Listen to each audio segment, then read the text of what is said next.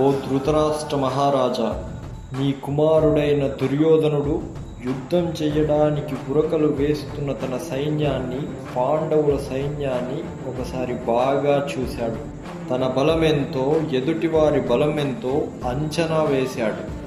తన సైన్యం ఏ వ్యూహాలను రచించిందో, పాండవుల సైన్యం ఏ వ్యూహాలను రచించిందో ఒక్కసారి గమనించాడు.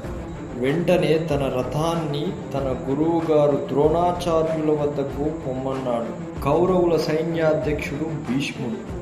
యుద్ధం గురించి, అందులో అనుసరించవలసిన వ్యూహాలు, ప్రతివ్యూహాల గురించి చర్చించాలంటే దుర్యోధనుడు భీష్ముని వద్దకు వెళ్ళాలి. కానీ కేవలం తన ఉప్పు తింటున్న కారణంగా తన పక్షాన యుద్ధం చేయడానికి వచ్చిన ద్రోణాచార్యుల వద్దకు ఎందుకు వెళ్ళాడు? భీష్ముని మీద నమ్మకం లేదా? భీష్ముడు పాండవులు తమ మనుమలు అనే మమకారంతో సరిగ్గా యుద్ధం చేయడు అనే సందేహం కలిగిందా? లేక భీష్ముని కంటే ఆచార్య ద్రోణుడు పరాక్రమవంతుడా? ఇది అందరి మనసులో తొలిచే ప్రశ్న. ఇక్కడ మరొక విశేషం కూడా ఉంది. పాండవులు నా మనుమలు, నేను పాండవులను తప్ప అందరినీ చంపుతాను అని ఇదివరకే ప్రకటించాడు భీష్ముడు. ద్రోణునికి అటువంటి నియమం ఏమీ లేదు. ఎందుకంటే ద్రోణునికి అందరూ శిష్యులే. ఎవరి మీద అధిక ప్రేమ లేదు, అలా అని ఎవరి మీద ద్వేషము లేదు.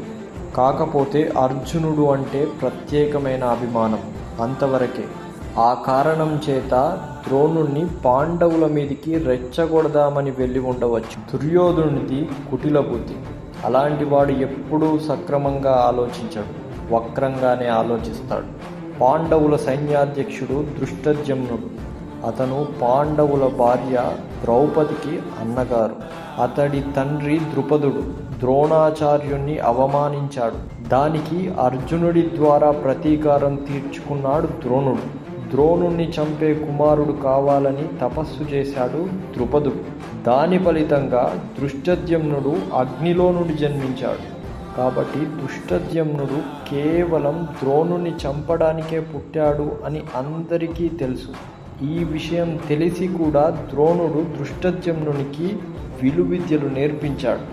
అస్త్రశస్త్రాల ప్రయోగము, ఉపసంహారము నేర్పించాడు. కాబట్టి ఎదుటి పక్షాన సైన్యాధ్యక్షుడిగా ఉన్న దృష్టద్యుమ్నుడు ద్రోణునికి శిష్యుడు. తనని చంపడానికే పుట్టిన దృష్టద్యుమ్నుని ద్రోణుడు చంపుతాడా, లేక శిష్యుడు అని ఉపేక్ష వహిస్తాడా అన్న సందేహం దుర్యోధనుల్లో మొలకెత్తింది. ఈ విషయం తేల్చుకోవడానికే నేరుగా ద్రోణాచార్యుని వద్దకు వెళ్ళి ఇలా అంటున్నాడు.